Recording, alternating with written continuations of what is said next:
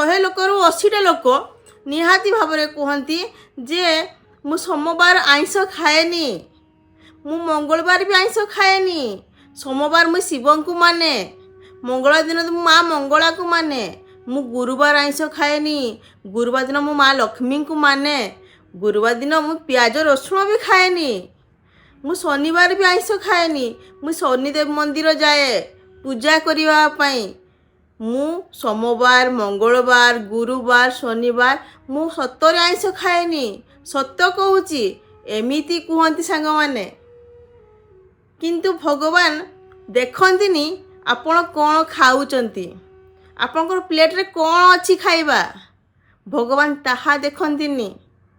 କିନ୍ତୁ କେବେ ଆପଣ ନିଜକୁ ପଚାରିଛନ୍ତି ଆଜି ସୋମବାର, ଆଜି ମୁଁ ଆଇଁଷ ଖାଇନି ସତ, ହେଲେ ଆଜି ମୁଁ କାହା ମନରେ କଷ୍ଟ ଦେଇନି ତ, କାହାକୁ କଟୁ କଥା କହିନି ତ, କିଛି ଖରାପ କାମ କରିନି ତ, କାହାକୁ ମିଛ କହିନି ତ, କାହାଠୁ ଲାଞ୍ଚ ନେଇନି ତ, କାହା ହୃଦୟକୁ ମୋ କଥା ବାଧିନି ତ, ଆଜି କିଛି କାହା ସାମ୍ନାରେ ମୁଁ କାହା ବିରୁଦ୍ଧରେ ଚୁଗଲି କରିନି ତ, ଏଇସବୁ ଖରାପ କାମ ମୁଁ କରିନି ତ।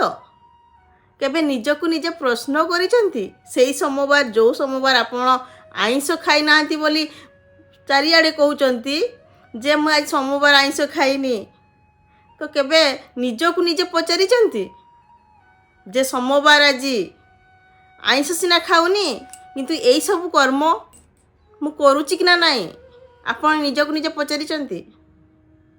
ଭଗବାନ ଆପଣଙ୍କ କର୍ମକୁ ଦେଖନ୍ତି ଆଜ୍ଞା, ସେ କେବେ ବି ଏହା ଦେଖନ୍ତିନି ଯେ ଆପଣଙ୍କ ପ୍ଲେଟ୍ରେ କ'ଣ ଖାଇବା ଅଛି, ଆପଣ କ'ଣ ଖାଉଛନ୍ତି।